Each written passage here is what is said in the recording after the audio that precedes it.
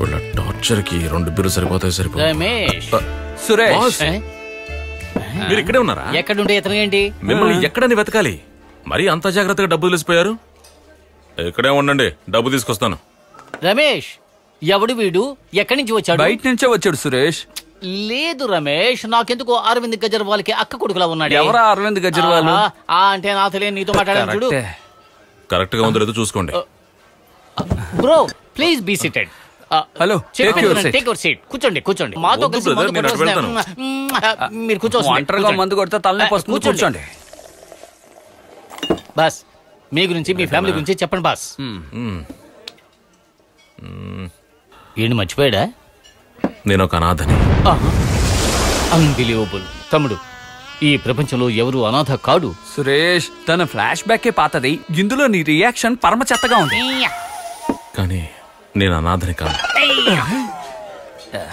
నాకు ఒక అక్క, ఆ అక్క కూతురు. ఇతను ఫ్లాష్ బ్యాక్ పాతదైనప్పటికీ ఇతని కన్ఫ్యూషన్ కొత్తదిగా ఉంది. కంటిన్యూ.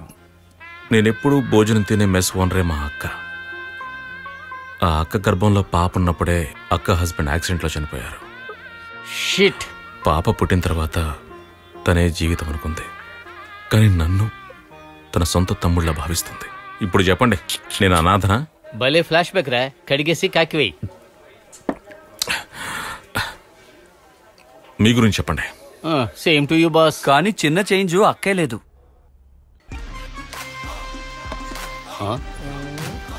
కట్ చేస్తున్నాడంటే బాస్ ఎందుకు బాస్ అలా టెన్షన్ గా మందు కొడుతున్నావు?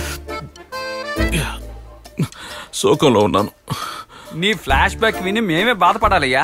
నువ్వు కంటిన్యూ చేయి. ఒక అమ్మాయి బైక్ తీసుకుని ఇంటి ముందు పార్క్ చేసి పెట్టాను. ఎవరో దొంగ నాయుడు తీసుకెళ్ళిపోయారు. బాస్, దొంగని అలా తప్పుగా అనకండి. పాపం వాళ్ళకి ఏం కష్టం వచ్చిందో. అవును.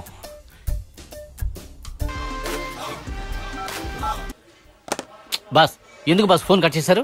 అరే పోండి బాస్, ఒక అమ్మాయి చేతులు ఇరుక్కుని నానా ఆగచాట్లు పడుతుంటే. లవ్ చేస్తున్నారా? Yes, one side. అందువల్లే తను టార్చర్ చేస్తుందా? ఓవర్ గా టార్చర్ చేస్తుంది. అయితే తనే మీ లవర్. కళ్ళలోంచి నీళ్లు వస్తున్నాయా? రక్త కన్నీరు. అయితే తనే మీ వైఫ్. Of course. బాస్, మీరు దేనికి దిగులు పడకండి. ఈ రోజు నైట్ ఒక బ్రహ్మాండమైన విందుని ఏర్పాటు చేసాం. వెళ్తున్నాం, అదరగొడుతున్నాం, బాధలు మర్చిపోతున్నాం.